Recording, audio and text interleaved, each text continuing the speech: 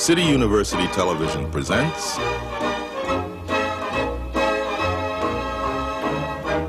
the American Theater Wing Seminars.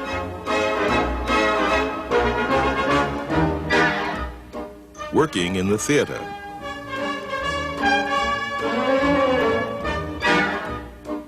This seminar, producing.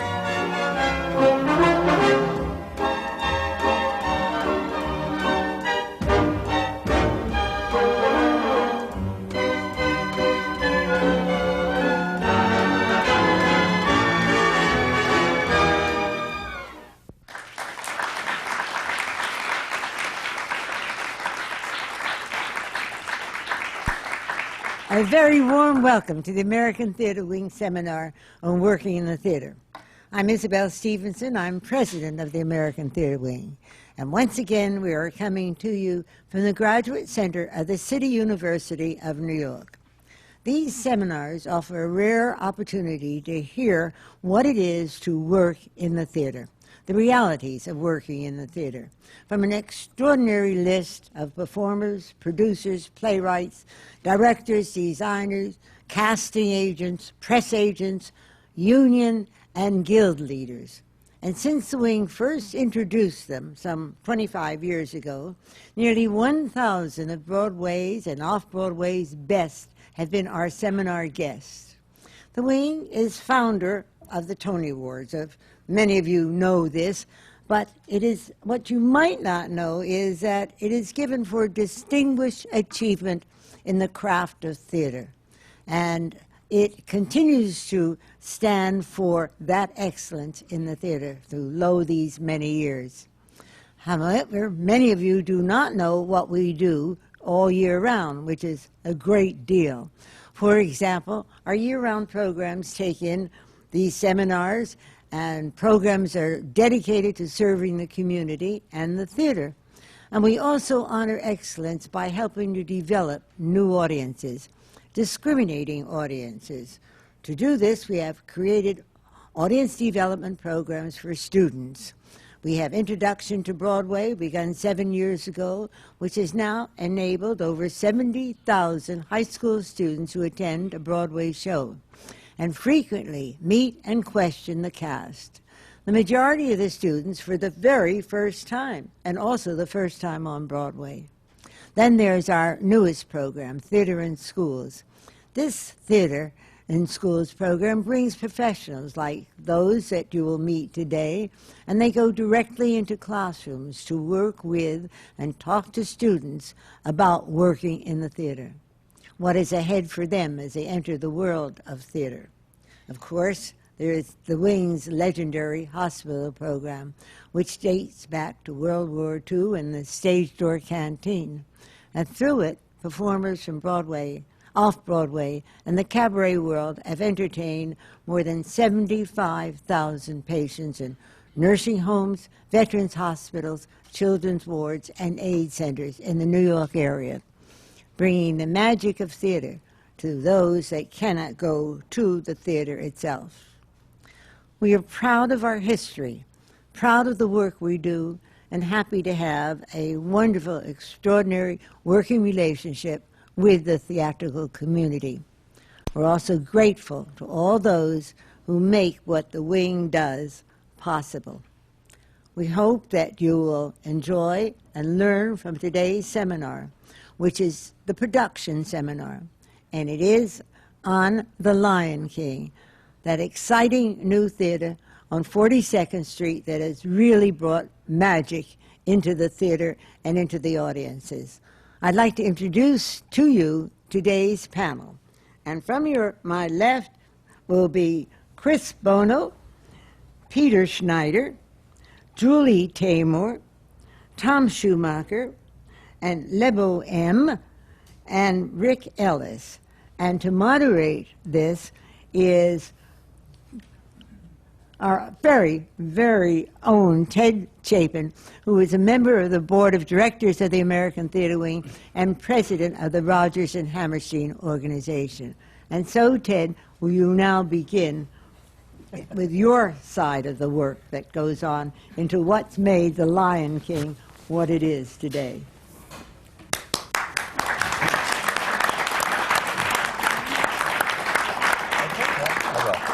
I'll try, Isabel. Thank you for that. On Broadway, there is absolutely nothing as exciting as the opening of a brand new hit American musical. And when a musical opens that has as much imagination and inventiveness as The Lion King does, this whole town cheers. And that was certainly the case this fall when The Lion King opened. Adding to that the fact that it opened in a jewel box theater on 42nd Street that had been lovingly restored on a street that is similar, being lovingly restored. It's really an extraordinary achievement for everybody. To begin here, musicals, as we all know, is a collaborative art form. The musical is a collaborative art form, and as you can see, it takes a lot of people to put one together. They're also usually, at least the good ones, are usually based on something. And in this instance, it was based on an animated movie with all animals. And I thought that'd be a good place to start. And I wanted to ask Peter Schneider, who is the president of Walt Disney Feature Animations and Theatrical. Get it right for me. You got it right. Okay, good enough. It's good enough. It's close anyway, enough. In 1990, you hired Tom Schumacher to produce a animated movie you were working on called The King of the Jungle. That is true. What is that, and does it bear any resemblance to what we know today as The Lion King? Well, you did say that all good things are based on something. And Right. it's interesting that when Tom and I have made several movies together, Beauty and the Beast or Aladdin and Little Mermaid, and they were all based on classic stories. And Lion King was supposed to be the first one that we were going to do that was based on nothing, on basically an idea that we had sat around talking about responsibility and what your responsibility to your mankind is. And it was supposed to be a small, little movie in between the big movies, because things that are not based on some of the material would never be a big idea. And it was to fill time before, what was the movie that was going to come after it? No, Pocahontas was coming Pocahontas after it. So sort of filled time in between, and no one really thought very much of this idea. And we struggled very hard to try and create the movie. And for a long time it was called King of the Jungle. Well, King of the Beast. King of the Beast. Then we made Beauty and the Beast, so you couldn't have the word beast in the title. But death, you know, was in the title. And then it became King of the Jungle. And the development of the movie was really a 5 to 7 year process of trying to This one was particularly long because of the miserable development that it had to go through. And that it wasn't really, we were struggling with the story, because when you don't have an underlying material to base something on, you keep on re-exploring and re-examining, and animation is very much like running a theater company. It's a very small repertory theater company. It has the same sort of development process. We do workshops, we do readings in different ways than the normal theater process, but it's in some sense akin to it. And for a long time we had a very hard time finding the center and the soul of the whole piece. And we called it King of the Jungle, and it does bear a lot of resemblance to what we have today, because it is an additive process. And until we sort of went to Hans Zimmer. Actually, the thing that's important to know is that when the piece went into development as a movie, it was not a musical. And in fact, no one at the time thought that you could actually musicalize this material in any way, because the minute you said musical, they imagined lions in top hats. And lions singing. And how could you have a lion sing, and only people do musicals? So the whole idea of it even being a musical was something that no one believed in. And in fact, when we first approached Tim Rice on the first pass of the music the first sort of hit of the music was Tim Rice looking at it. We brought Elton John in. Elton wrote the songs, and we had 5 songs written, and we're still not convinced that the thing was viable actually as a musical, that it would even work at that level. We saw it up in the first 20 minutes of it without music. It was sort of a National Geographic special, and we were all put to sleep by it. It was very uninteresting. Although National Geographic like is very important. National Geographic. A bad National Geographic special. National Geographic is very important. Careful. Very careful here. But the Like you can't say enough about National Geographic. I cannot. National Geographic is very important. I hold nothing closer to my heart than National Geographic. Having said that, it came off as very educational, not very entertaining, and not very interesting. And then we said, well, let's try and make it a musical. Let's try and find some format, something that is more interesting about it than the sort of National Geographic special. And we got those songs in. The songs, pretty much the ones that you would know, I Can't Wait to Be King, Can You Feel the Love Tonight, Circle of Life. Circle of Life. And we didn't know, those were the sort of 3 that came in first, and we didn't know quite how they would fit into it, even though those were the songs written. And it was then that we involved Hans Zimmer. We said, you know, Hans, would you just score the movie, and would you help with the arrangements of the songs? Then Hans found really what many of us feel is the key and the entire center of what the tone and the feel of the movie is and its spirit, which is Lebo M. So Hans, who had worked with Lebo on another score from a movie called Power of One, it's a lot of history, but it's important to sort of get how it got there, because it gets ignored all the time, to some irritation. Hans knew Lebo, brought Lebo in, and together they created that version of Circle of Life that people know from the movie, which begins with this soulful cry from Lebo. The only element of the movie that's been played in every language around the world as we add other voices to it. It's always Lebo starting the movie. And that's really the soul of what the movie became. And suddenly, it was like a door opened.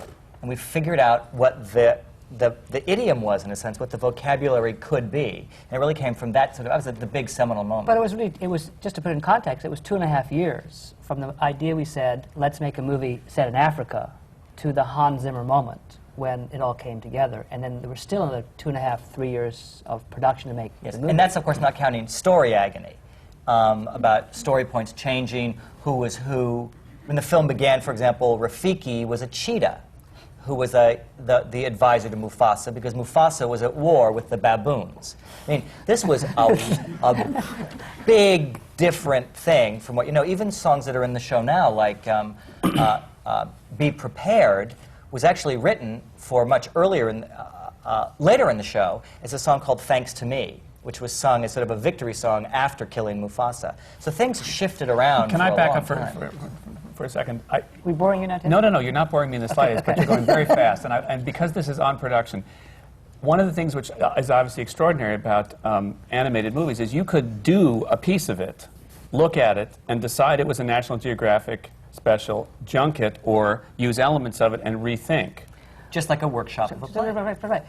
I do a sort of a videotape on the first 4 minutes of the show, and over a period of time you can see the progression, because animation is done very slowly in black and white, storyboards, you make it move, you get to go back and change it. So it is very iterative in terms of being able to do it over and over and over again, which is why I think the work is great, because one can and has time to keep doing it and finding and exploring. And the first 4 minutes went through an incredible transformation from being told with dialogue, with Sarabi and Nala, Sarabi and Mufasa welcoming the new cub, the baboon Rafiki coming, and it was very ponderous and very uninteresting. And it was all talking. It was all talking. Oh, Rafiki, my oldest friend, come to bless my son. How good to see you! Oh, look, what do we have here? Right? It was really, you all laugh at that, but that's exactly how the opening was. And it was finally, after all this process of going around and around and around, and the song finally coming in correctly, because Elton rewrote the song 3 times before we came to the lasting version of Circle of Life. There's a previous version which is not, it isn't very... Same lyric, different tune. Different tune. Then we have it done with Elton doing the tune the way it is and the lyrics, and it really wasn't until the whole combination of Hans Zimmer and Leboizing it and bringing some authenticity to it. You're a verb. And Leboize it. To Leboize it. Did it all come together? And then when you see it, you go, oh, I see all the elements from the 2.5 years all capsulized and crystallized into like a good stew. It's been reduced down to the essential elements, where that moment of holding the baby up is really the mythical moment, and it sets the movie off in the right direction, and you get that sense of community, and it's about a story about this cub. And that, I think, is the fundamental nature of the piece. And I think that has been held true. But it is discovery, over and over, much like the process in animation, which is, for our viewers, probably very similar to what they expect for theater, because it is about workshopping. You workshop it and you look at it. And it's like seeing something done in rehearsal clothes. It's seeing something in a rehearsal room with rehearsal furniture, rehearsal props. And that's the story reel form. And then you keep, as Peter says, going over it and finding it. And then you get the movie up and animated, like half animated, and now it's like going out of town, because you've got it in costume, you've got it on its real set, you can actually evaluate it, and then we begin looking at it really up, and you say, oh, that song doesn't work. So Hakuna Matata is a replacement for a song that didn't work called Warthog Rhapsody.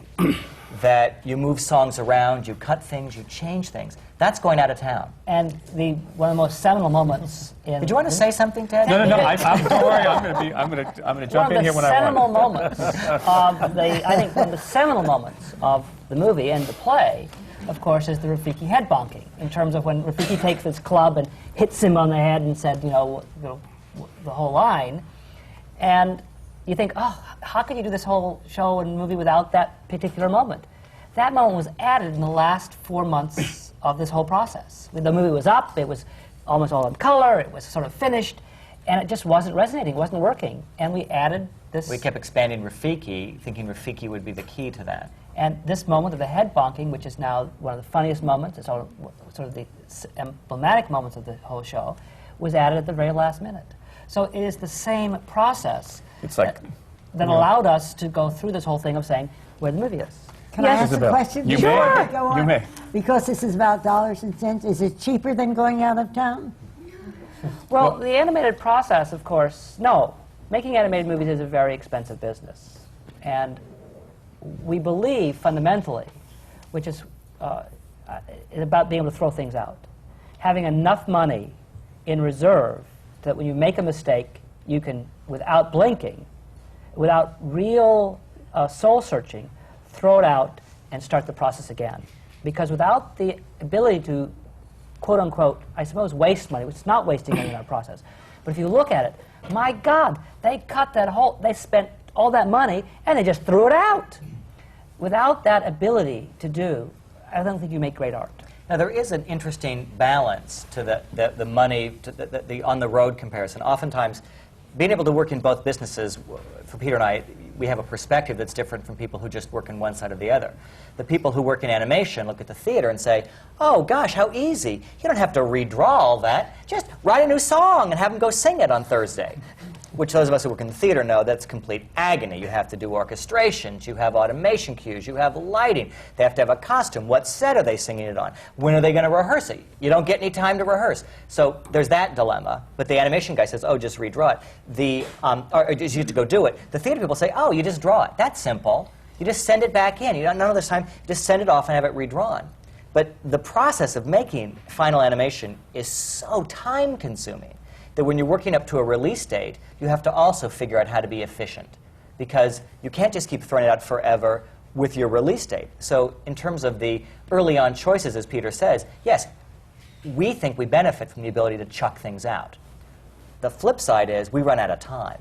So then you're making compromises. And the same kind of Band-Aids and baling wire tricks that we do to keep a piece of theater alive happens in animation. So when we look at the movie The Lion King, we're slapping our foreheads the whole time, saying, because all the Band-Aids to us show. They stick out. One of the fun things about having Julie watch it the first time is she came to it with all these questions and all these observations, mostly about things that are all Band-Aided and baling wired. She found them. Because she found every piece of chewing gum that held everything together. And she said to me, this story doesn't make any sense, really. I mean, I'm touched by the overall, but this Simba guy, what's his journey about? And so when Julie came to it, totally from the story side, saying, first view, what's wrong with this story? She discovered all of that, even though there's something about the movie that keeps that going. Who had the final say on the movie? Who's the one who said at the 12th hour, that's The Lion King, the movie, it gets released? The clock. The clock and you guys and Michael Eisner? It's a complete collaborative process, and that if you look at the process, it is not a committee, but it's collaborative, and one works until the moments all work. And we have a fixed release date. We don't change our release dates. I can tell you the release dates for the next 6 movies now for the next 6 years. And that's the dates. And for us, we agree on an idea because we like ideas. We agree on what the idea will be. Pocahontas, A Lion King, Mulan that's coming out this summer. We like the idea. And then we commit to making it without a script, without the music, without anything other than we like the idea, and 5 years later, here's our date we're releasing it. And now we work as artists to try and get all the pieces to come together to hit that date. That's fascinating. So it's not like in the theater or in the other movie business where people write scripts and you judge them and then you make a go and no-go decision. We make the go decision from the fundamental idea of whether we like the idea. Okay, so now the Lion King movie is finished. It's finished. And a big hit. And a huge hit. A huge hit. A huge hit. I mean, just to put it in context. Inexplicably huge. I mean, just to put it in context, it was until last week the 5th highest grossing movie ever made. Titanic pushed it down 1 notch. But there are only 5 other movies that have, forget whether it's good or bad, that have made more money than The Lion King. So it's not just a good animated movie. It is, on the scale of the movie. It's just a huge movie. I want to come in again. Who first said the words Julie Taymor? I was getting there, but Well, that's a much different. That's a much more difficult question. before we get there, though, I wanted to Okay. know, you know, Beauty and the Beast hit on Broadway. Where did the idea? Who came up with the absolutely preposterous idea of all the movies that you've done that this is the one that should be Frank looked Rich. at? Frank Rich. Frank Rich in his review of on WQXR. What is the classical radio station? WQXR. In his review of the movie. The Lion King. No, Beauty and the Beast. Well, he was Okay. asking about I was asking about the Lion King, but that's okay. Fill in. Sorry, I'm sorry. Beauty and the Beast was open by It was the open. time. It was running. Frank Rich's idea. We So gave who had Frank the Lion idea of the Lion King? Who thought? Ward Morehouse. King. Ward Morehouse. Well, we read it there first. We read it there first. that you were doing it. Yes. Ward does have his finger on the pulse. He does have a finger on the pulse. But it was an idea that was put forward of what could the next movie be that could be turned into an animated movie that could be turned into a stage thing. And I think Michael Eisner sort of browbeat us into the idea that this could be the one to do. Even though was your instinct, your initial instinct, this was maybe not a good idea, or you three had worked together before. No, we hadn't worked together. It wasn't We had that worked we together. thought Julie that the Lion King itself Was a wasn't a bad good idea. To do it badly. There's a really fascinating and deftly written foreword to Julie's book on the Lion King. Who wrote that forward? Perhaps I have written this foreword. It tells this story. They're available for sale in the lobby.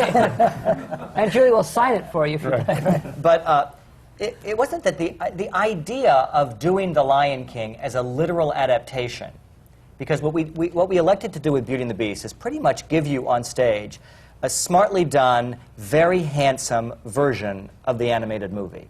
And so when you come to it, it follows much of the aesthetic of the animated movie, and it has the feeling of that. That's what its mandate was. What we could not imagine doing, Michael said to The Lion King, and since we were not running the theatrical division at the time, we could not understand how fulfilling what appeared to be the Disney mandate for what should be done in the theater, how you could possibly do The Lion King and make it a credible experience that was emotional. Because the minute you locked the human spirit out of it, and you did some kind of costume that would do that, or the minute you took...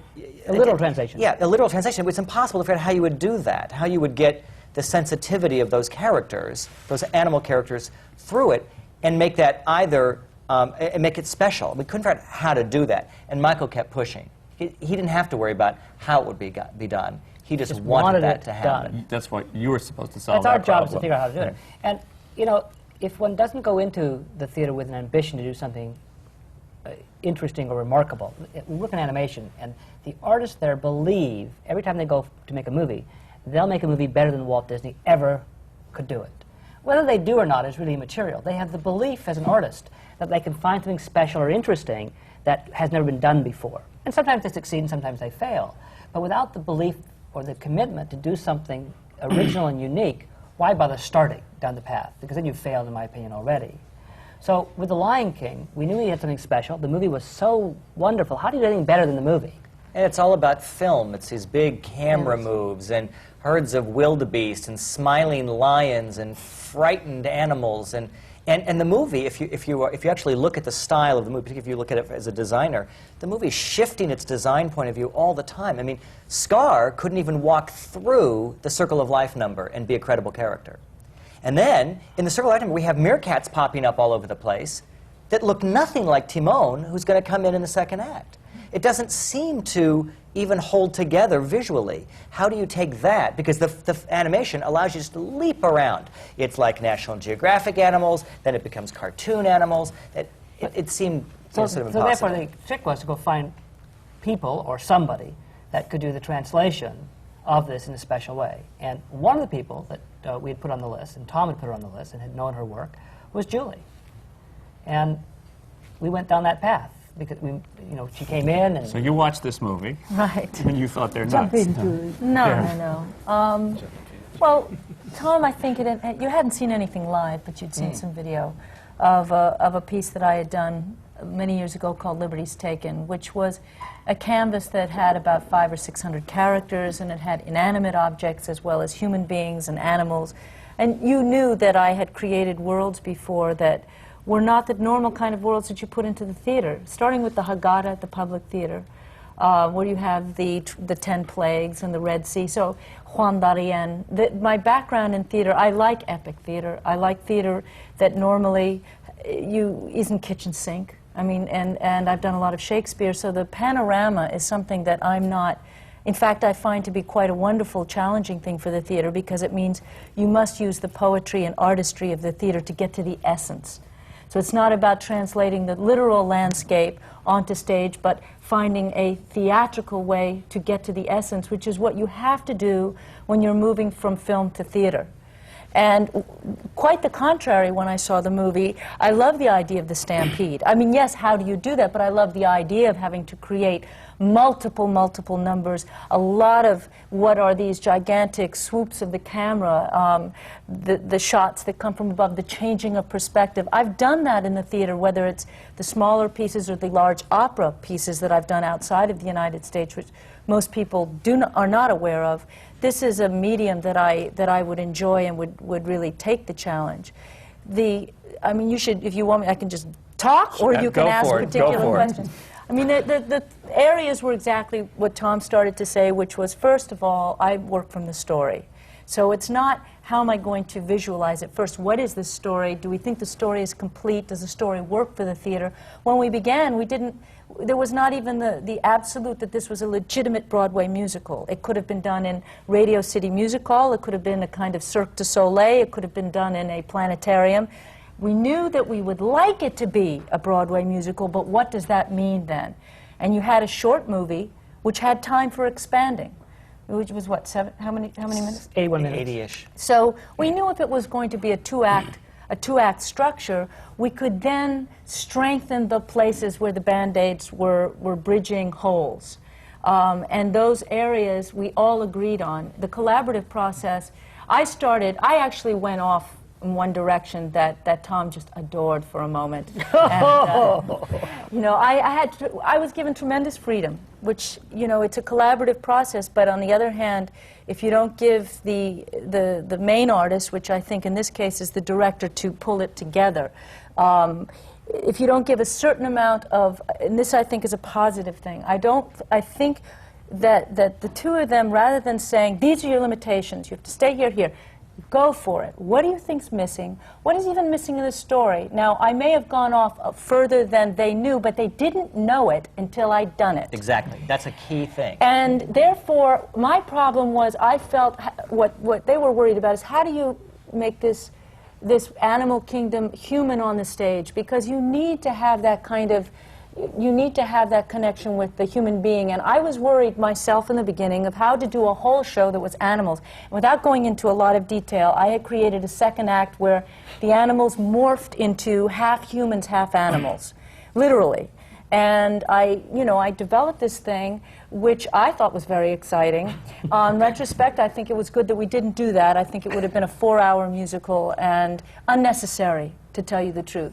But what it did do was it then forced me to come up with the visual concept, which was the double event of the human and the animal. And I couldn't do it in the storytelling, and I was then told that the limitations are the same group of characters, the jungle and the savannah, that we couldn't go to Las Vegas or wherever I took us. Not quite, but we couldn't go to this other place.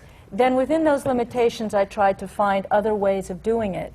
The collaborative thing, because I was interested, I don't know if I could work in their animated way. I mean, it's a very different, even though there are many things that are the same in the sense that we had the workshop process. Also, people are always wondering, well, was it a committee? I mean, is it by committee? Is this such a collaborative that you don't get to pull through? And it wasn't that style. Why I think this is a wonderfully astute and terrifically creative production team is that they allowed me to pick my team. Now, Lebo was there before, and I just agreed with everybody that Lebo's presence should be much more profound, and his participation as a composer should be much more involved. But Richard Hudson, Garth Fagan, sets, choreography, this was very supportive. It was not by committee. It wasn't them saying, we're going to have you work with this person, that person. It wasn't that kind of thing, which I think is very dangerous, because I think that you have to let a vision come through, and then you support the vision. That doesn't mean there aren't checkpoints along the way, and especially when I'm not sure it's working. And there were places where I'm going, I don't know, what do you think? And then I really respond to the creativity of the producerial input. That's very important to me. In your book, one of the most interesting things that you point out is the various workshops that this show went through.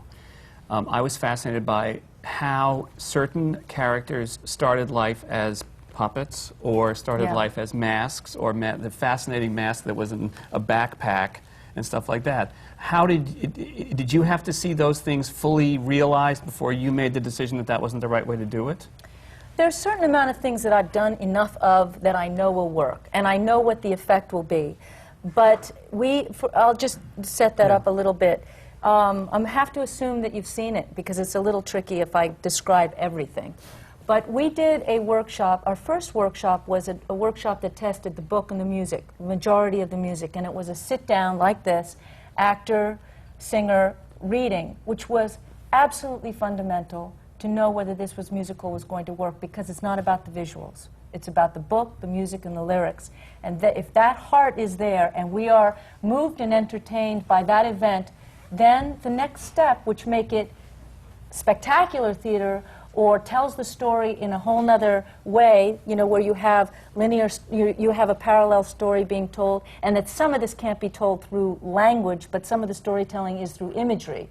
That came as well, and we knew that was going to happen, but we needed to know that our heart was there. And that reading, keep in mind, that includes new music, new text, and some big character changes, things that like Rafiki that hadn't been in the original having film at all. Rafiki change gender. What part of, where were you when that took place?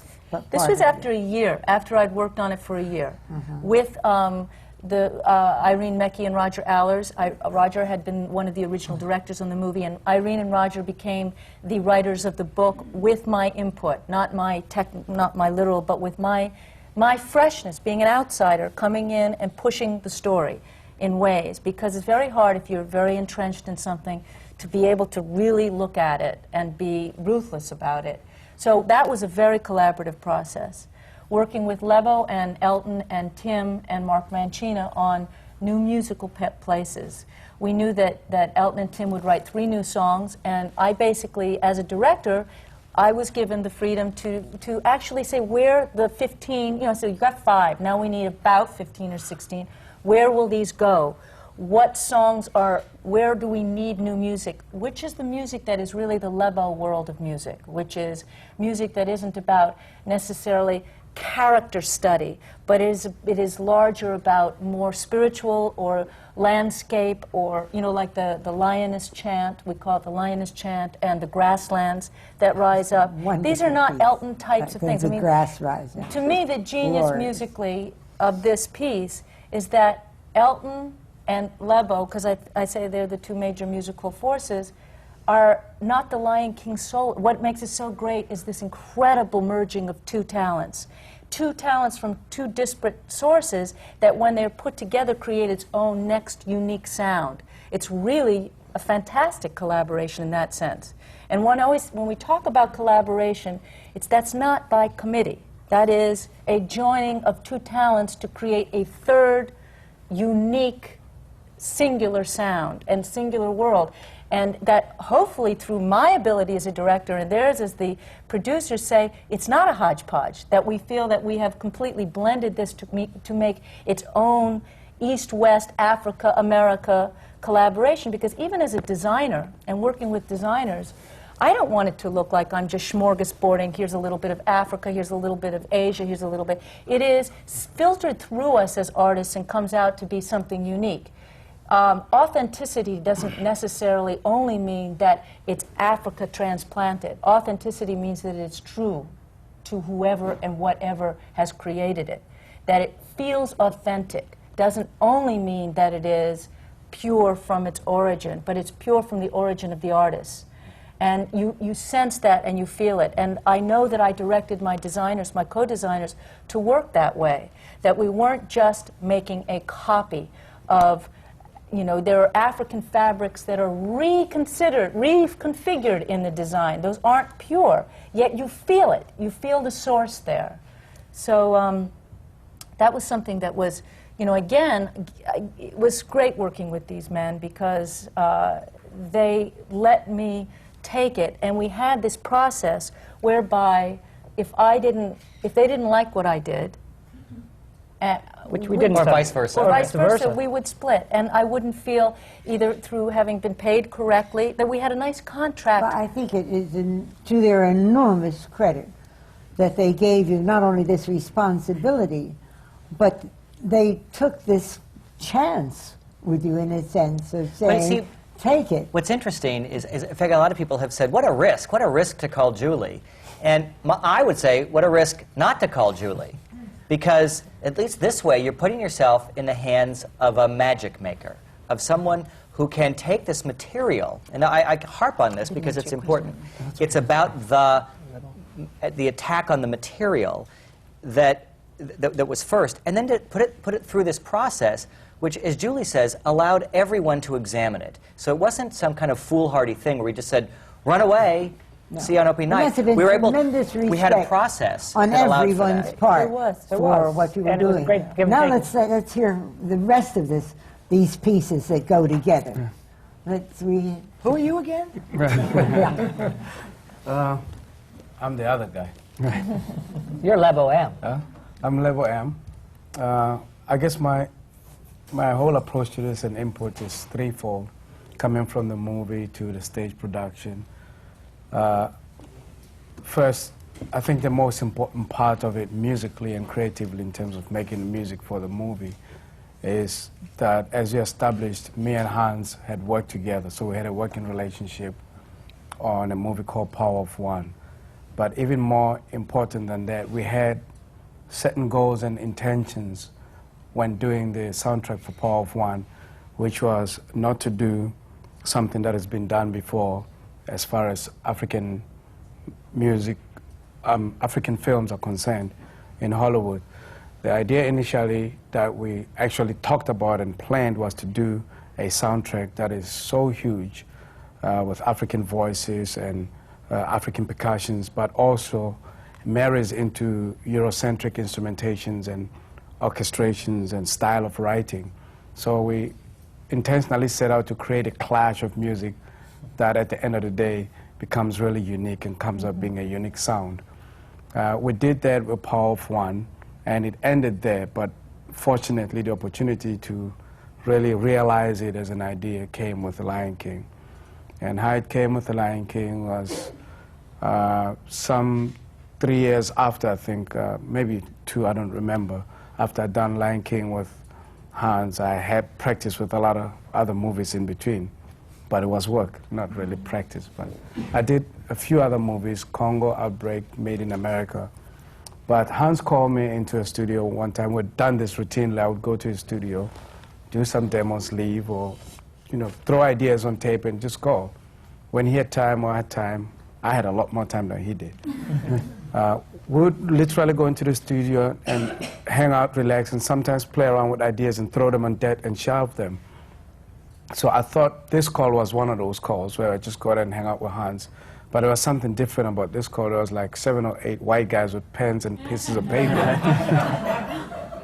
And that was not a regular hangout session. So anyway, and I noticed Tim Rice was there. It was the very first session I was in. I knew the name, but I couldn't figure out the name. The face, I couldn't figure out the name. And then someone proceeded to explain to me what we were about to do, and they showed me a clip, which is the very first clip of from the beginning of the Lion King up to the end where the Lion King logo comes in. That's the first thing I saw. And I think it was in black and white then, if I'm not mistaken. But we talked about it a lot with Hans while they were doing the producer thing. But I had a concept immediately of what, from just that little bit, what it was. And basically we said, well, we can run tape, and me, Hans, and I brought in about 8 to 7 singers from South Africa. And we created the first thing that you hear when the movie starts. And basically that's what I did it as a demo, and I left for South Africa. I think 7 or 8 months later, Hans called me, or someone called me from Los Angeles. And that's when I got a script sent to me in, it was not even a complete script. There was never a complete script for this thing. But it was ideas that were enough ideas to make sense of the whole story. And I read that on my way to Los Angeles. I was really blown away by it, and immediately, I guess, became really personal with the story, because it was very relevant to me as an artist, but also, more importantly to me, it was very relevant to me as a South African artist, and in context with what was happening in South Africa at that time. Lebo, can I ask you a question? You're in the show now, aren't you? I was. I'm still in the production. When did that decision get made to have you, because you are the only creator who was, at least when it opened in New York, in the show every night? I still don't know where that decision came from, but I'm really grateful for it. I didn't want to say that, but hey. He's a great singer, and his presence, and we wanted him in the show. We never could find really a character, which is why he's not in it, because it's really, Lebo has to do other things. You know, he's more of a creator. Creative, so it was very important to us that we have South African voices, not people who are from South Africa, who sing this way, who talk the language. How many languages are in this movie? 3. There's Zulu, Sotho, Xhosa, and some Swahili. So it's actually 4 plus English. And I don't know what Zazo speaks.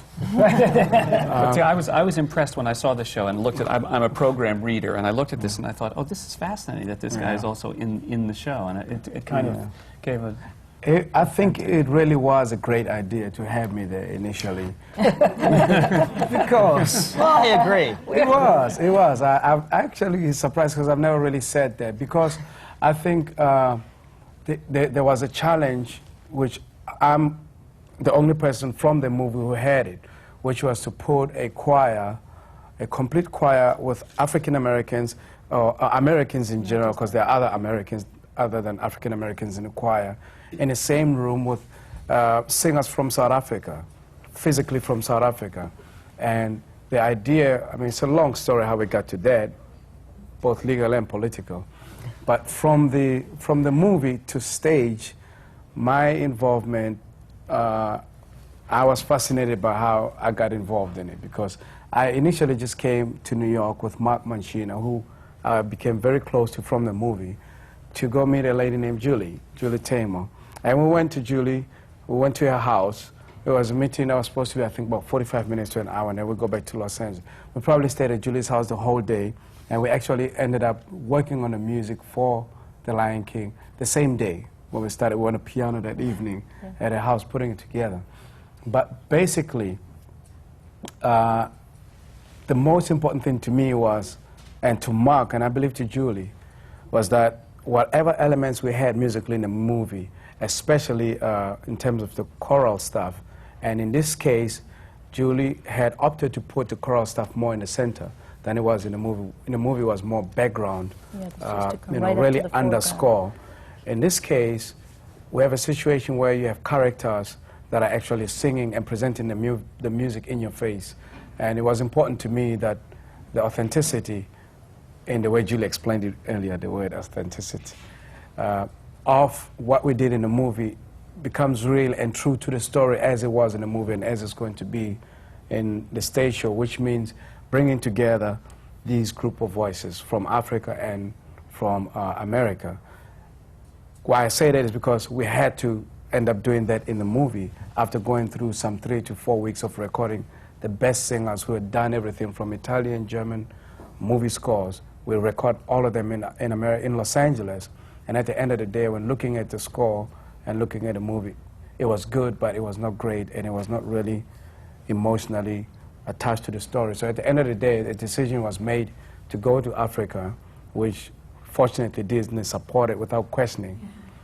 To go to Africa, and we recorded some 120 voices and incorporated those with voices in Los Angeles and went to London and recorded those. So it became a really, really authentic marriage of these different cultures and styles of singing. But at the center of it was the South African style, and everything else was background. So that was necessary for stage. And that, I think, was the other very important element of it. Let me add to, just because we're on the music now, the thing about when you're trying to create a film into theater is obviously the liveness of it. So the reason that you would want the chorus to be at the forefront is because what is the point of having these anonymous voices? Were they in the pit backstage? So they became the central character. There are principal characters, but I think we all consider that the chorus in The Lion King, dancers and singers, is a principal character. They are all the animals, they are the landscape, and they come alive. And the thing about this clash that Lebo is talking about, musically, Mark Mancina, who's, what is he technically called, the producer of the music? Producer for the stage music. Stage, yeah, He also wrote and a one lot of the it. composers as well, who worked with Lebo in particular. This was another thing that was very important, which was we have the orchestra pit, but we wanted to use the boxes in the theater for the percussionists. So that this is a fairly unique sound that you're getting in The Lion King, which is the ethnic quota, whatever that means. We're all ethnic of some kind, but those instruments that come from African instruments and probably Asian instruments as well, I wanted the audience to see them being played, as I wanted them to see the actors in the chorus singing. And to be there walking down the aisles. Anything that we could do to make it live and not make it an imitation of a film, but to do what theater can do was extremely important. I think people, again, take for granted the through music of this piece. That it's not, you know, you have in traditional musicals the dialogue and no underscoring, and then you have a song come up with a little bit of an intro.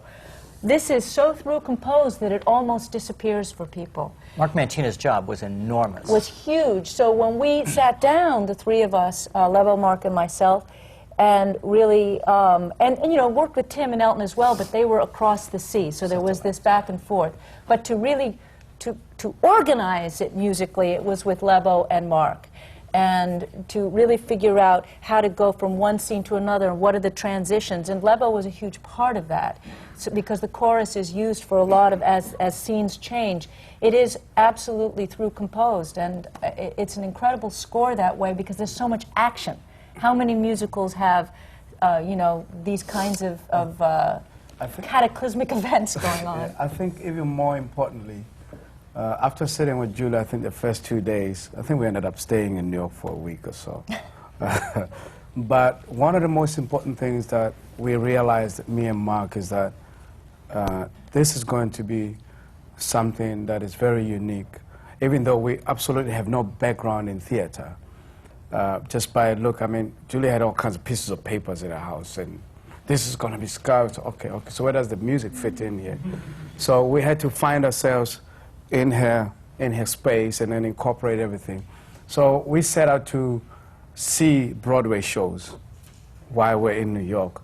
And I think after the first one, during intermission, we looked at each other and said, we got to go, no more Broadway shows.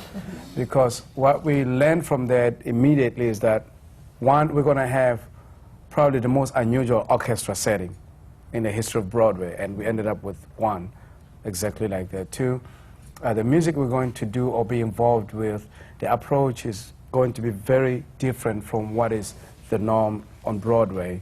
We're going to need a very unique conductor who is also a creative person, because everyone in this whole company of people is creative, including the producers. There's one of those situations where I've been involved with where you have producers that are very creative people, which was a plus in this case. So from then on, we set out not to see any more Broadway shows because we don't want to be influenced by the normal thing, and we knew we were coming from a different background. Second, it was important, I guess, to us because we did not have theatrical experience. I had with Sarafina, I did the national tour with Sarafina, but not as a creative person, as a cast member. So those are very important elements for us creatively, because from then on we knew we had to do everything different from what is done on Broadway. I was involved in casting singers. I was involved in helping to cast, to get the orchestra together. We interviewed probably the best conductors and ended up with who we thought, and fortunately we're lucky to get him, Joe Church, who was really the best person we talked to. We knew that 2 minutes after we walked in, whereas other people would spend half an hour interviewing.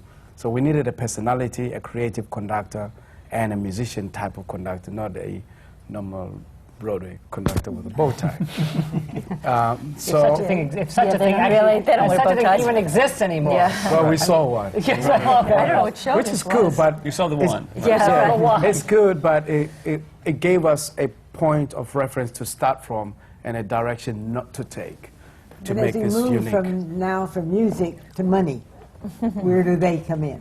Money? Money. You want to talk about money? Money? Money? Well, Production? clearly the other, if you want to move to Press that. agent? Advertising? Company manager? General manager? Well, Where clearly- do they all fall in place now? Well, with anything, one first has to create the art and have something great. And then the second challenge, of course, is to place it in the marketplace in an intelligent manner that people will actually want to come see it. And to that end, we turned to two companies. One was Serena Coyne, which Rick Elice is our creative director on and has been What great. does he do?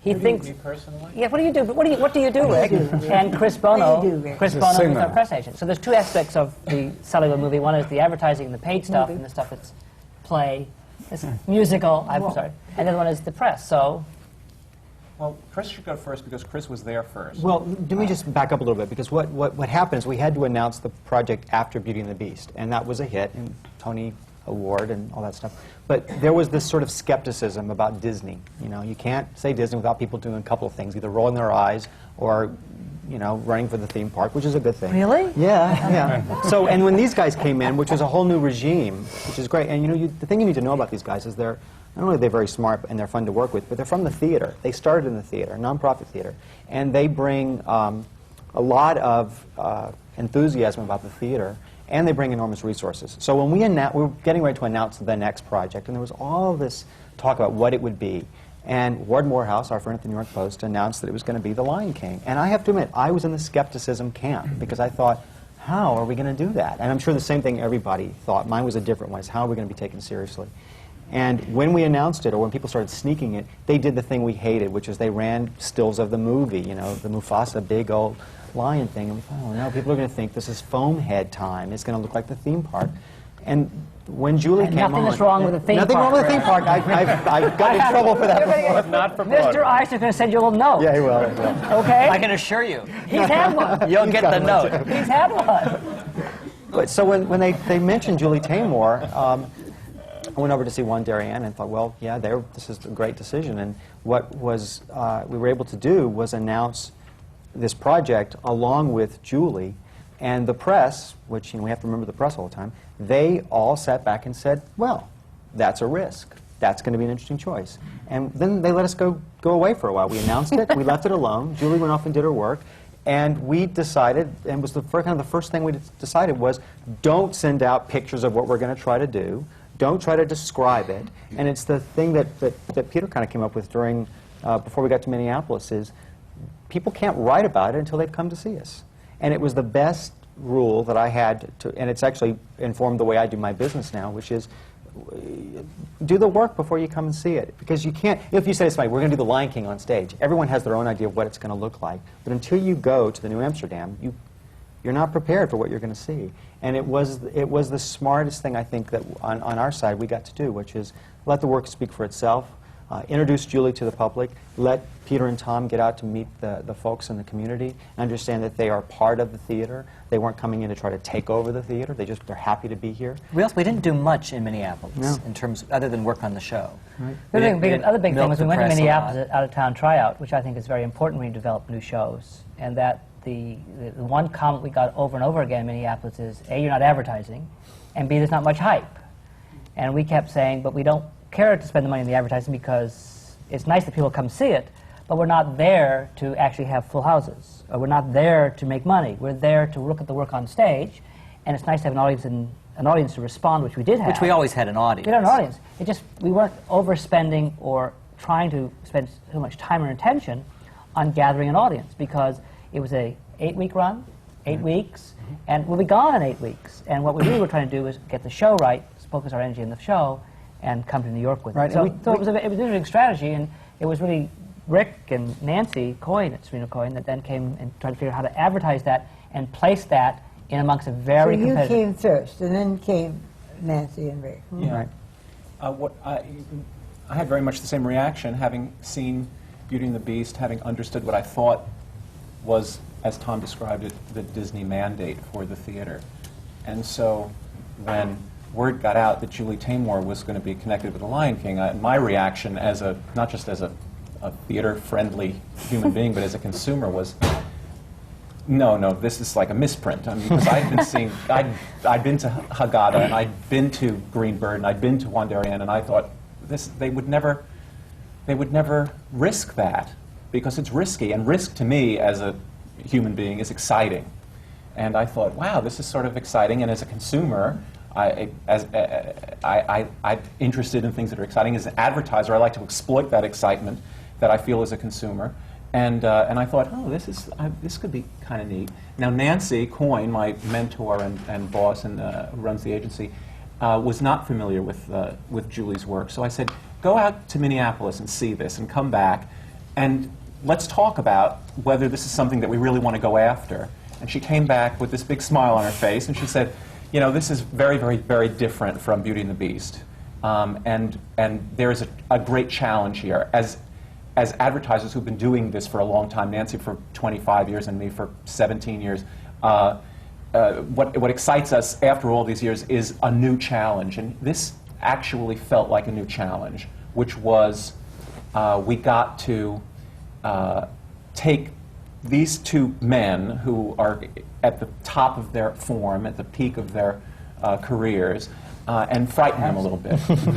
We asked them over. This is the top? We're the top? This is as good as it gets. I keep telling you, this Downhill from here. This is as good as it gets. In 10 years, when you sit and watching this video, you'll say, he was right. That was as good as it got. There was I gotta go now. we had this opportunity to put a scare into them. So we invited them over, never having met them before, and we said, listen, you know, there's something that you're not doing that you ought to do. And that was, we feel that you are going at this, and you're missing a couple of steps in terms of the life of this show called The Lion King. You know, ordinarily... Audience-wise. Audience-wise. About getting to an audience. In most cases, you know, our concern is how are we going to run for a year? Or how are we going to run for 2 years? How are we going to get through next September, October when there's the dip for the fall? How are we going to get through next January and February when everyone's afraid to buy tickets in advance because maybe it's going to be snowing? Suddenly, we were confronted with something that really had the opportunity to run a long time. I mean, a long time, because people 20 years from now ought to be able to see what The Lion King is as much as people this weekend ought to be able to see it. 20 years. 20 years. I mean, that's you know, that's a reasonable goal. I mean, it shows it's a reasonable goal. So you know, we thought, listen, in order for that to happen, in order to maximize the longevity of this product, how are we gonna do it? Here's what you guys may not understand, or here's what you may not have thought of, and that is that the evolution of an audience has to happen in a certain sequence. And that if you go out of sequence, you can't go back and pick up the first audience. And in order for a show to run as long as The Lion King deserves to run, I mean, you see, just listening to these people talk, it's such a privilege to be in an environment where people talk in this creative way, talk about authenticity, and you sort of like chew words around in a way that, you know, it's impossible to be cynical around people like this. And so here we are. These terrible. We've been cynical. We can be very cynical. Rick, he took a happy pill today. we said, but listen, you know, here's the thing: you can't go for the family tourist audience right off the bat, because if you do that, you can never go back and get the avid theater goers who will add years of life to the show. You can't go back and get them if you've missed them the first time around. So what you have to do is forget that you're Disney for a while. My little mantra became every decision that I would pitch to these guys, I would think, it's not Disney presents The Lion King, it's the Royal Shakespeare Company presents The Lion King. If it were that, what would we be doing? How would we be presenting ourselves, and to whom would we be presenting ourselves, and in what form would we be presenting ourselves? What would we tell them? What would we not tell them? What would we show? What would we never show? And that became sort of our strategy that we pitched to these guys. And fortunately for us, they called us the next day and said, "Let's go out for dinner and talk about how we would do this." And what happened that was wonderful was that everything we proposed, we turned out not to be able to do because the show was such an enormous commercial success that it changed everything. And therefore, our only job was to take the lack of availability of tickets, the lack of availability of tickets, and tried to be as helpful as possible in the dispensing of tickets at a later date to make it as easy and courteous and speedy as possible, to really actually sort of be public service oriented Well, in our I advertising. think you're being very modest because... How do you do that? Well, you take ads that don't look like the show's taking them. You take ads that, for example, the day after the show opened, we were very concerned about how we would accommodate the demand. I mean, imagine being in a business that's so stupid that you have to actually turn away more people than you can accommodate. And there's no guarantee that they're going to come back and buy your product some other time. They may just go across the street. They may decide to go out to dinner and not go to the theater at all. So I mean, imagine being told, well, we can only service this many customers during a 24-hour period. We can't accommodate more demand than this much. What do we do? Well, we decided we would try to open twice as many windows at the box office. We decided we would bring a van of telephone operators outside the theater to accommodate the overflow. We would amuse and entertain and give bonuses to people who would be willing to wait online for hours and hours and hours. And to answer your question, we took an ad that for the first time listed the locations of Ticketmaster outlets. It's a simple thing, but it had never been done because everyone just figured, well, you know, Ticketmaster outlets, it's just a couple of dollars a day, why bother? We took a big ad that actually listed all the Ticketmaster locations for the outlets in the New York City greater metropolitan area. So knowing that the box office could not accommodate more than a certain number of people during their hours, we wanted to be able to accommodate many more people than that. So we actually drove business in other directions. Very, very simply, this was not a big schmaltzy ad in color or anything. We just said, in order to make your ticket purchase as easy as possible, assuming that people are already interested in buying, that we didn't need to do any selling, we just needed to actually make them available. You might want to save some time by going to the drugstore on the corner and buy your tickets there, as opposed to coming to 42nd Street, waiting online for 8 hours, and then perhaps being disappointed. Well, how many seats do you have? How large a house is it? 1,800. 1801, roughly. 18,000. What's your ticket price? Our top ticket price is $75. It goes down to And what do you go down to? 25. Do you have any family or senior citizen or student? No, we don't. You don't? No, not per se, but the fact that there is a price scale at the New Amsterdam Theater is not as common as may be understood. There are many theaters on Broadway where the price for the first row of the orchestra is the same price as the last row in the mezzanine. Mm-hmm. The New Amsterdam Theater has a price scale. So if you have some money to spend, but not necessarily $75, it is still possible for you to sit in the theater and see the show. And I got to tell you that it's also one of those rare occasions where if you sit upstairs in what are known as the seats that aren't so great, you actually see the show and experience the show in a profound way, in the same way you do as if you're in 10th row center. And that, God, we all know, is not necessarily the case across the board. Not even theater design. Somebody walked upstairs in this theater and looked at it before the audience came in, Right. probably 3 or 4 or 5 times, and probably brought some other people with her, and moved over there and moved over there and moved over there. But that also So it's has to do with the way experience. that the show itself is created. I mean, just from a design point of view, and certainly from Julie's direction, staging, is she's created this event that, and you do experience it very differently throughout the theater, and Garth's choreography is that way. And it's much like if you're a dance fan, how you enjoy moving around the theater, because I'd always rather watch dance from the mezzanine than I would from the orchestra section. It's my own choice to see the patterning. That what you see in the show changes and shifts within the theater. It also is, if you haven't been to the New Amsterdam Theater, it is one of the old theaters of Broadway. It's been restored, and it's a beautiful, intimate space to be in. I think it has a great character and great soul, and I think it adds to the experience. The whole blending of the theater and the theater piece is all one. It's not you're not walking into one of the new large commercial theaters.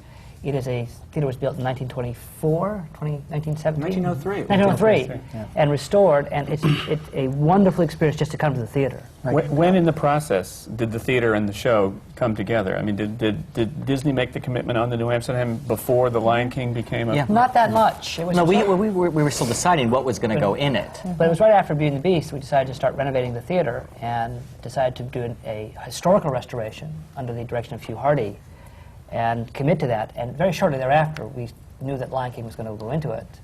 And we had it's a luxury as a producer to go out of town and to know what your theater is and to know it's waiting for you when you actually When are you ready, want it. when you want you it. need it. Tom said a second ago the word event, which you kind of can't take lightly on this show. I mean, what happened in Minneapolis is that we kind of all, over beer at night, realized that we had an event. I mean, some journalists from New York were coming in to see it, and people were reporting back just ecstatic things. And look, as my job is to court the press and to take a lot of pictures of the show and take a lot of video. And we were in a position of actually sitting around rooms going, nope, we're not going to use that, we're not going to use that. And I was, getting horrified. I thought, I'm not going to be able to do my job. Well, then Peter said to me, you know what? We'll just show them a little bit. What if we say no? What if we say we're not going to use that picture? And it wasn't arrogant. It was just protecting the integrity of the show. That showing somebody with a big old thing on their head or a person dressed as a blade of grass, which is beautiful in the show, but out of context you go, what is that? And we didn't want to ruin what we kind of sort of feeling was going to be an event by having people think, I've already seen it. So we wanted the element of surprise, and the only way to do that, and Rick and Nancy were great about that, they came in and said, Chris, no, Peter's right. Don't show it. Don't show it. So we have maybe 3 pictures and 2 minutes of video. It's hard to be that brave. You want. But we had to be It's hard to brave. walk away from the things that you ordinarily would kill to get. Right. That kind of press attention. Where everybody's calling, where we have all these opportunities, but you have to say, you know what? In terms of the long term, to stay on strategy is the marketing term. You say on strategy is to say, keep the long run in mind, and everything was done in terms of the long run here. And so that it was playing the cards very close to the table, not to be obnoxious about it, but to be theatrical about it. This is a piece of theater that exists in the theater, on the stage, and in the environment of the theater. And it is an intense enough experience to maintain the integrity of that. People call every day, they say, well, we want you to come out to, to Bryant Park, and we want you to bring some of the animals with you. We're like, no, wait, they're actors. They're actors playing a character. They just happen to be an animal. So we can't, we're not, and the Today Show, yes, but we can't come out and perform with Matt and Katie because it just doesn't work that way. And you have to every day say no. And it's hard when you're in my job to say no because I hate the word no. Where do you go from here? Look, you talked about marketing. You just threw that word away. Are you doing a lot of marketing? Are you doing... Well, we have the very interesting position where we're now sitting here in April, and we're basically sold out through the end of the year. That it's very hard to get a ticket. You can get tickets. There are tickets available every day. There are returns and cancellations and standing room. But to get tickets, 4 great ones together, you're going out at least 9 months, maybe a year. And therefore, the challenge, I think, the marketing challenge, is how to convince people to buy the tickets now for future. So that's the enigma, because you want to maintain a presence, because you need to be alive. And yet, the way most people have created a presence is by advertising to sell more tickets, which we don't right now have a lot of. So then what are you doing from a press and a marketing position to keep the show alive, to keep it in the consciousness? Clearly, every night when there's a performance, all those people burst out of the theater and they're talking about it. And they're telling people about it, and that's a thing. And there are appearances this week. This is the week of the annual rainforest benefit that Sting and Trudy Styler do. So the company was on, Lebo performed, and we were at that. So there are certain things you can do like that to keep the show alive, but it's not about advertising, because then you're just throwing money. Advertising would create a negative impression with the audience, which is, why are they telling me to go to see the show when I can't go to see the show? And so you get this irritation factor, and we don't want to irritate anybody. We just any more than we do in general. This is also a phenomenon, though. People don't buy. There hasn't been this kind of demand for a Broadway show, maybe ever. And people don't know to buy a year in advance because they don't think you're going to be there. Well, I don't think anybody's come from buying a year in advance on things. No. Where am I going to be on April 13th, 1999? Well, actually, you and I know. We work in animation. I appreciate that. But so where's going to be 20 years from now on that 20-year run that he was talking about? Well, I think, the history of the technology of Broadway, i.e. the computer, the phone systems, the ability to use credit cards, have fundamentally changed the way Broadway has sold tickets. And that's a recent phenomenon. It used to be you could only put 12 weeks of tickets on sale. Because you could only rack them. Because you only could rack 12 weeks of tickets at a time, and you'd do that, and it'd be all mail order. Now it's all about telephones and credit cards and computers. And as we get more sophisticated online, one of the other big strategies we had was online, buying tickets online. We sold so many tickets online that the idea of the longevity of shows really takes advantage of new marketing opportunities. Lion King is actually breaking new ground aside from what's happening inside the theater. Because, as Chris said, this is the demand here is extraordinary enough so that things are being done that have never been done before. So we're really actually striking out into virgin territory here. We're not quite sure if we're doing the right thing, but we're trying lots of things to see, and a lot of shows that have yet to be done are going to benefit from what the Lion King experience is here. Shows that are fortunate enough to be successful in this way. What do you think, what's the biggest contribution do you think Lion King has made to the theater? To the theater, not to technology. Are you asking me? I'll go. No, I was going to ask him a question. No. I want Rick to answer it. You should answer that question, Ted. Rick's going to answer it. To me, it seems to me that these days, I like that everyone answer that. These days, adults have a suspicion about themselves and about their children that the watching of television, the playing of video games, and the going to films has eliminated something that is essential to our nature as human beings, which is the ability to imagine, and that exercising that muscle, the muscle of imagination, is as vital as any muscle that you would exercise in a gym. And it's just that you go to the theater to exercise it. Nancy Coyne is fond of saying that there's never been a kid who's gone to see a show in a theater that has shown up at school the next day carrying a gun. And I think it's probably true, although we have no way of knowing. But I know that as a human being who experienced The Lion King, I was very, very happy to have the opportunity to flex that muscle of imagination and to be in the presence of creative people who had done that flexing before me, for me to behold in such a profound way, in a way that sort of turns the theater into almost kind of a ritual experience, which is what the theater is. It's not that Julie's invented new things. She's taken old forms and put them on stage, and in hundreds of years from now, these forms will still be used in the theater. The theater is what survives of our history as human beings. It's the oldest documentaries we have are the plays from the ancients, so it made me feel part of a chain. I think if I may answer that also, for me, what Lion King has brought on Broadway or theater as an outsider, or now formerly an outsider because now I'm here, I think it has brought the universality of art and theater to Broadway, which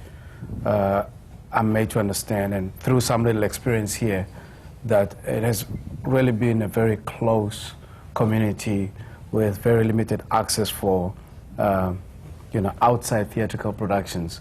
I think that's important because what Lion King represents as a story, it's a very universal story, even though it's centered around Africa. So for me, it brings two elements. The fact that Africa, you can bring a project from Africa or about Africa and make the biggest story or headlines in New York, which is pretty much in the American context unthinkable because Africa is a dark continent. Lion King, or in other people's perspective, Lion King did that in movie theaters, and it did that on Broadway too. But I think creatively, it's brought an important element of theater, and that is the world has become so small, and New York is truly a melting pot for people from other various cultures in the world, and that there's a new element of appreciation for different cultures. I think it's terribly exciting what you've done. You know that I feel that way, and I go on record that. But I have to ask, why does the ticket price have to be so high? I know everything that's there, but one of the things that we keep hearing all the time from people is, why I love the theater, I want to go to the theater, but I no longer can afford to go to the theater, or I can't take my family to the theater because it is so important.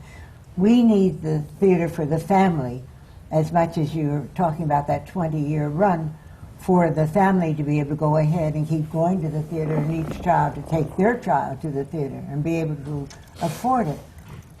Isn't there a way of having tickets less expensive, more affordable, more available somehow? When you have an enormous hit, can you then take some of it apart and say, let's do this for bringing in people to the theater? I think that's a very good question. Again, I want to stress that there's a great range of ticket prices. So I think $25 is a terrific bargain to going to the theater today. Not enough people know that there's a $25 ticket. Well, That's one of the I think the important- reverse of that is that most people want the best tickets in the seats. Yeah, that's that, true. that is They're that is the sold. reverse. That is the interesting thing. And if you look at opera today, opera is $200. So the question is the pricing scale correct? Should we be charging $150 for those five rows of the best seats and scale down from them? And then changing the economic model, which is that people will pay $150 for those 5 rows of seats and they can afford that to. there are always people that would Will pay for that, and then change the And pricing. there's always I think that's there's a an good inverse idea. ratio between the availability of tickets and the price of tickets, because you can't find an expensive ticket. The only tickets you can find are the less expensive tickets in the theater. So even when we say we're virtually sold out, the ones that are available are the seats at the lower ticket prices. So the question Interesting. really is, can we, on Broadway today, re-look at the economic models, and yet you get such tremendous press about I think Rent just raised the price by $5, and they were in an effort to lower the other prices. but they were crucified for that, and that I think the dilemma today is the costs keep rising. The unions. Well, what I find shocking is that you can go to a play that's got 4 characters or 3 characters and no set changes, and it's almost the same price. It's true. I mean, it seems to me that, you know, you do have to scale. It costs a lot to run The Lion King. There's a lot of people. There's 100 people backstage.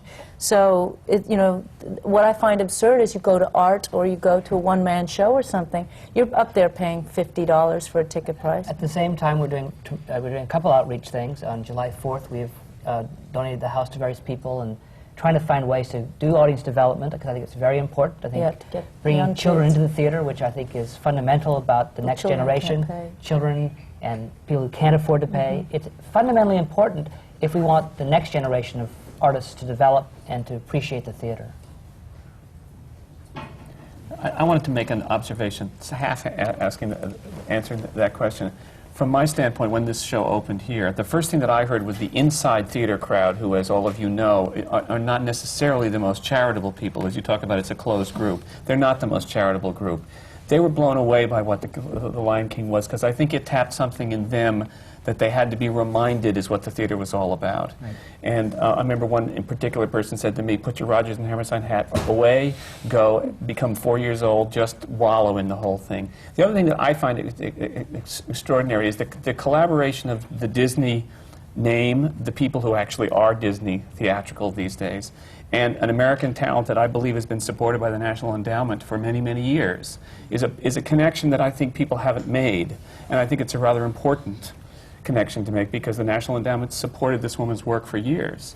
And everybody sort of felt, well, but then isn't it sort of, you take care of yourself and you'll find someone to pay for it. In a funny way, yes and no, because they allowed your talent to grow and expand, and we all reap the end Without result the of National Endowment and not-for-profit theater movement, Tom and I wouldn't be here today. Right. We spent 15 years of my life in that world, raising money and working at theaters that use endowment money to create art. And I think it is a crime in this city, in this country, that the arts are not taken as seriously as they should be, that our funding is challenged, and that we are not reinvesting back in the communities in terms of art, whether it be theater, dance, music, playwriting, poetry.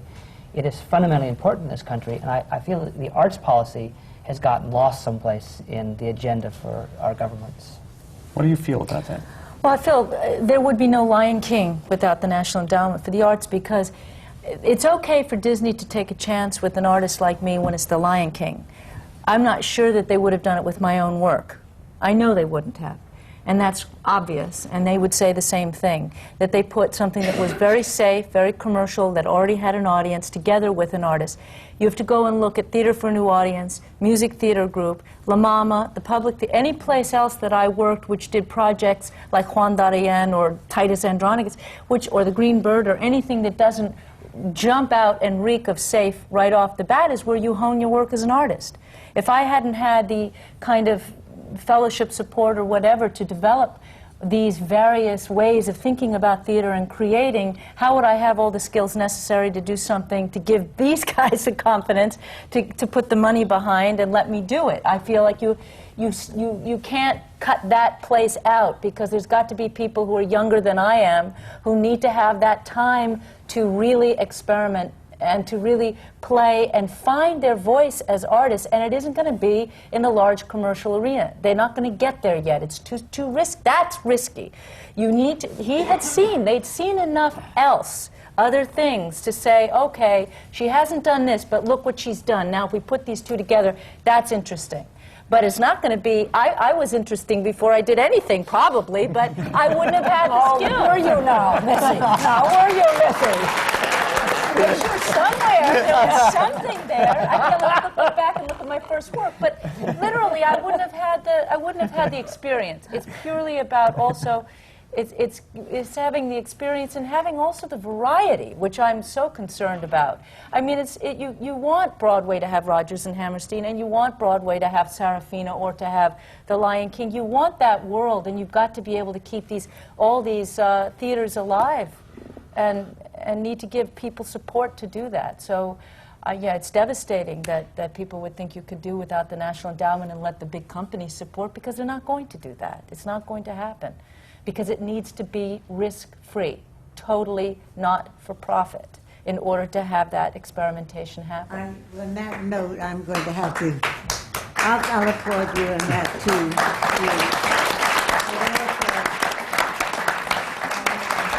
We have to draw this to a close, and I think that bringing Lion King to 42nd Street has been one of the most exciting experiences that we can possibly have on Broadway, and we in the Broadway industry, the Broadway family, salute you, Disney, for doing it and doing all the things that you have done in New York and on Broadway.